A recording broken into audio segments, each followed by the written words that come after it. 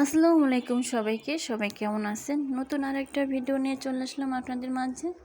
আজকে আমি সকালবেলা ঘুম থেকে উঠেই বারান্দায় গিয়েছিলাম। শুধু আজকে না, আমি প্রতিদিন সকালবেলা ঘুম থেকে উঠে বারান্দায় গিয়ে একটু দাঁড়িয়ে থাকি। কারণ সকালবেলাটা অনেক ঠান্ডা থাকে, নীরব থাকে চারদিকটা, আর কোনো গাড়ির আওয়াজ থাকে না। রাস্তাঘাটটা খুব ঠান্ডা লাগে, আমার কাছে দাঁড়িয়ে থাকতে ভালোই লাগে। তো একটু গিয়েছিলাম আজকেও, তো একটু ভিডিও করে নিয়ে আসলাম। তো এখানে তারপর রুমে চলে এসেছি, আর এসে আমি এই রুমটা একটু পরিষ্কার করে নিচ্ছি, ঝাড়টা দিয়ে নিচ্ছি। আমার ছেলেমেয়েরা এখানে খেলাধুলা করে সারাদিন। এই রুমটায় কেউ থাকি না আমরা, মানে ফাঁকা পড়ে থাকে, তো ওরা সারাদিন এখানে খেলাধুলা করে। তো রাত্রিবেলাও খেলাধুলা করে ঘুমিয়েছিল, তো এইখানটা একটু এলোমেলো ছিল, তো খেলনাগুলো আমি আগে উঠিয়ে নিয়েছি।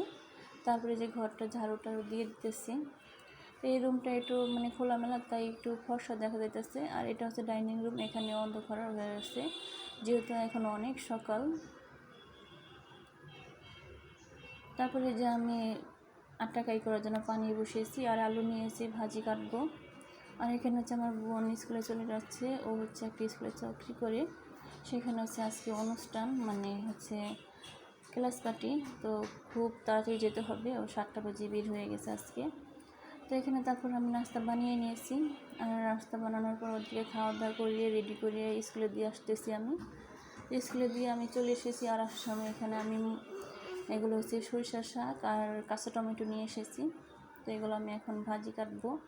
আজকে এই কাঁচা টমেটো ভাজি আর সরিষাটা শাক ভাজি করব, আর কিছু করবো না। আর ডাল রান্না করবো। ডাল ছাড়া তো আমার বাসায় চলেই না, কারণ আমার ছেলে ডাল ছাড়া ভাত খেতে চায় না। তো এখানে আমি সব কিছু কাটাকাটি করে চলে এসেছি রান্নাঘরে রান্না করতে। তো এখানে পেঁয়াজ কুচি, রসুন কুচি দিয়ে দিছি তেলে, আর লবণ দিয়ে দিলাম। এখন এগুলো একটু ভাজা ভাজা করে নেব। এখানে আমি কাঁচা টমেটোগুলো ভাজি করব। তো কাঁচামরিচগুলো দিয়ে দিলাম। একটু ভাজা ভাজা করে আমি কাঁচা টমেটোগুলো দিয়ে দিব। এখানে একটু হালকা সামান্য হলুদ গুঁড়ো দিব, একটু মরিচের গুঁড়ো দিব। এই কাঁচা টমেটো ভাজিয়ে কিন্তু এই শীতের দিনে অনেক মজা লাগে, আমার কাছে তো খুব ভালো লাগে, একটু টকটক লাগে। আমার মেয়েটাও আজকে খেয়েছে, ওর কাছেও ভালো লেগেছে। ও আগের বছর খেতে চায়নি, কারণ কাঁচা টমেটো বলে। তো এবার একটু আজকে প্রথমবার আজকে ভাজি করলাম এটা এবছরে। তো খেয়ে বলছে, মা খুব ভালো লাগে এটা। তারপরে যে কাঁচা টমেটো ভাজিগুলো আমার হয়ে গেছে, এখন আমি শাক ভাজি করে নেব। এটা সরিষা শাক।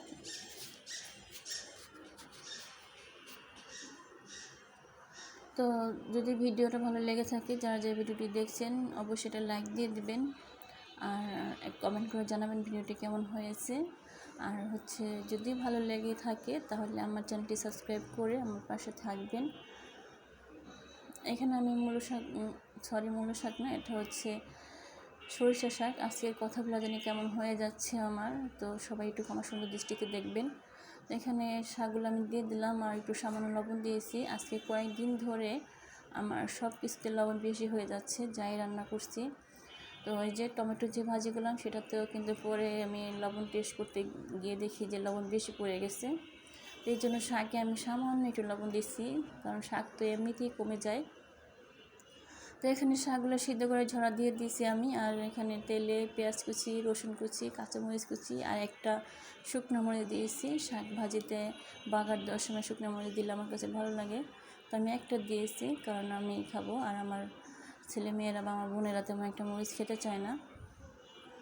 তো শাক ভাজিটা আমার হয়ে গেছে, আর দুপুরে খাওয়া দাওয়া করে আমি এখন বিকালবেলা আবার এসেছি।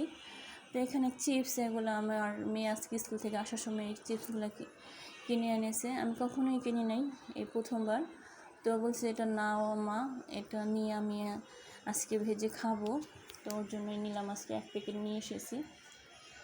তো ভাজলাম, এই প্রথমবার আমি ভাজতেছি। আমি আর কখনো এই চিপস ভাজি নাই। তো দেখি যে তেল গরম করে দেওয়ার সাথে সাথে ফুলে যায়, খুব ভালো লাগছে খেতেও।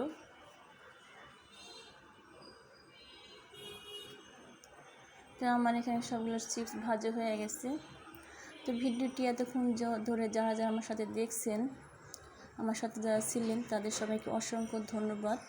সবাই ভালো থাকবেন, সুস্থ থাকবেন। আর যারা লাইক দেননি একটি লাইক দিয়ে দিবেন প্লিজ। আজকের মতো এখানেই বিদায় নিচ্ছি।